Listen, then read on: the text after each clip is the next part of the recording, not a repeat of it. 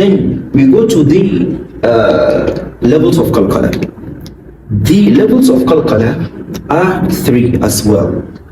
We have a'laha, the highest, which is ta. And to know, in all the alphabets of Arabic, ta is the strongest alphabet. You could have proved that, but it's not the field. When you come to the field of lisaniyat, you learn this because it's majhur, it's mutbaq, it's musmat, you know, a lot of things to show that the ta is the strongest word in Arabic, followed by dad, then sad, then dha. These are the strongest words. Then the strongest letter in qalqala in this is the ta.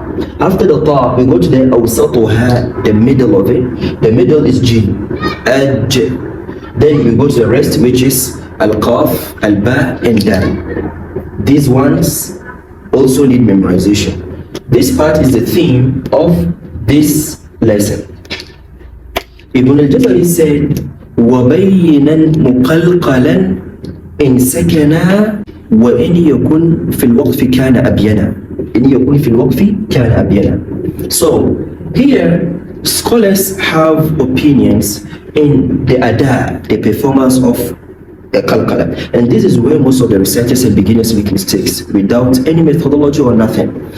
The first, which is more preferred to me, and I asked my scholar Dr. At-Tawfiq Al-Dumra when I was reciting to him the Qira'ah of Ijaza in House and Shatibiya. I asked him, the qalqala, when it comes as sakin, should we pronounce it like the vowel diacritic that came before it, or should we leave it as sakin?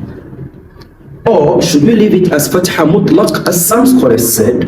He told me that leaving it as it is the preferred. And then we have to differentiate between al-muqaddam wal-rajih when we come to ulama of qira'ah. Al-muqaddam means prevalent, and the ra'i that is prevalent. So don't bring any of it. For example, the idgham in alam nakhluqkum min ma'in mahin. Some people say alam nakhluqkum by taking away the harf ذاتا and leaving the characteristic. But when we come to the Ra'yul Muqaddam, the majority of the scholars goes to the Alam Nakhluqkum, that is idgham kamil. Don't leave anything. So you don't have any second opinion, say I can recite it like that. No, it's wrong. The same thing applies to that. Here they said Ar-Rajih and not Muqaddam. So when you recite to the other phases, you are right. But I choose the first phase because that is what most of the scholars went for. But someone like Ibrahim Ibn Ali Salmudi, one of the great scholars, I said in his book Al Bayan, went to that level second that I will mention now. So the first, which is the preferred, is that leave the letter at its articulational point. He said leave the letter at its articulational point without being influenced by any of the 3 vowel diacritics. So here he said شققنا في مقعد صدق عند مليك مقتدر. We leave it as sukun. For example, ألم يجدك يتيما فآوى. ألم يجدك. You know that in grammar itself, when lam precedes a continuous verb, it gives it what? A pause. That is al-jazm. So ألم يجدك يتيما. So then we go to the second level.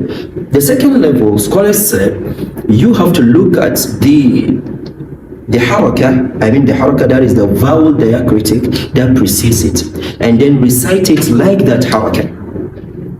Recite it, so when it is preceded by fatha, you slant it to fatha. When it is preceded by kasra, you slant it to kasra. When it is preceded by ad-dhamma, you slant it to dhamma. This is what Ibrahim ibn Ali al-Salmudi went to. So we take this verse that combine all. Fi maqo, you see, because it's fatha preceded the harf al-qalqala, we say fi maq'adi sidi, si, and then the dal is qalqala. Fi maqo, you see, adi sidiqin inda malikin. The mim is dhamma, so the qalqala here will slant to dhamma. Fi maq'adi sidiqin inda malikin. Muqtadir goes to dhamma, but the preferred is the first one. So the third one is to leave it as fatha. Anytime you find any harf qalqala, pronounce that fatha. Falaqa. And I said, and I repeat, the preferred one, which is rajih, is to always leave qalqala on its sukun. So falaqa. on sukun without slanting it to fatha, kasra, and so on. Or the third line that's usually to fatha, we avoid it. It's time for praise. Stay blessed.